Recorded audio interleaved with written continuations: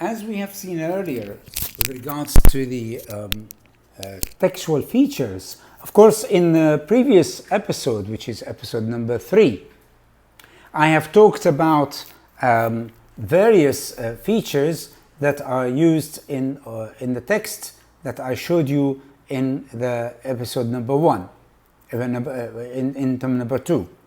So I showed you this, and then after that I mentioned the lexical features, and then the syntactic features and the grammar, and also I mentioned 3 of the textual features of the text that I have just shown you, which I discussed in the previous episodes.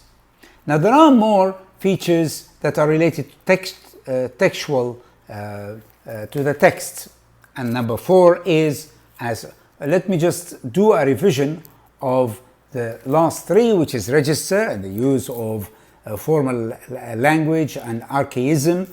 In other words, the use of witnessed, for example, or some of these doth and some of these Latin and French words, and the legal language being instructional and it's full of law and that you are need to be following.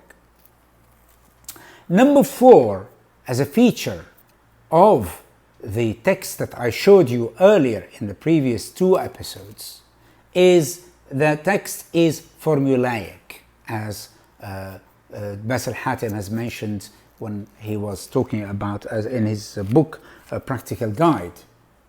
Formulaic in that it is designed, the text is designed where each sentence, paragraph, as I said earlier, are autonomous units and are not linked to one another, to what's gone before them or what's coming after or what follows.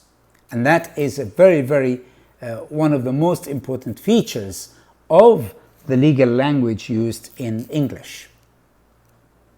It is also an official document produced by a government or an official body, and that is also very, very important to highlight and very important to mention.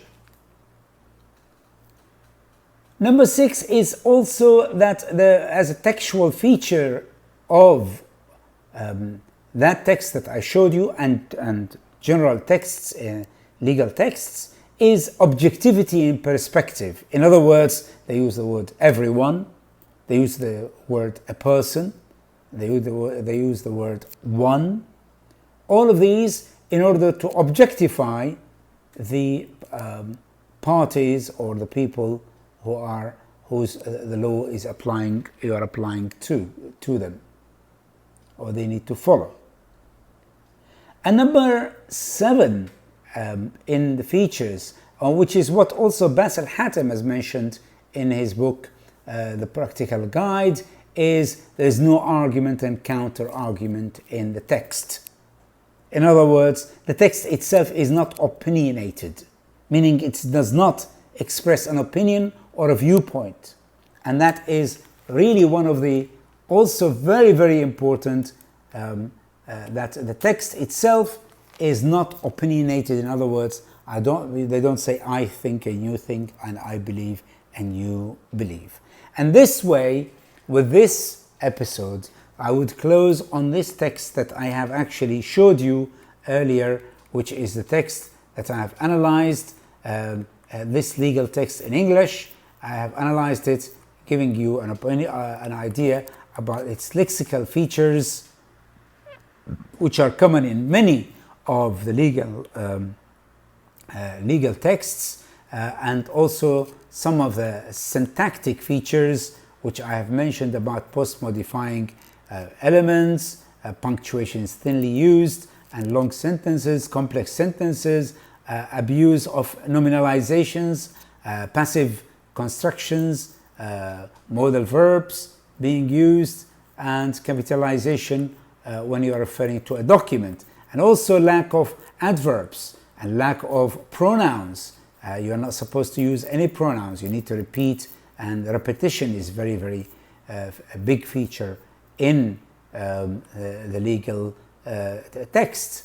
Also, there is no all the sentences need to be completed fully, and in the text that I showed you, it was one of the sentences was incomplete. And then I talked about the features, which is the textual features, and these features are related to register, legal language, instructional language, formulaic language, or diction used, where being autonomous, and of course these are all documents that are official, produced by governments or an official body, and they are objective in their approach, and there is no argument or counter argument being mentioned. Always it says the first party, the second party, the first party, and the second party, and it actually focuses on facts and figures. Thank you.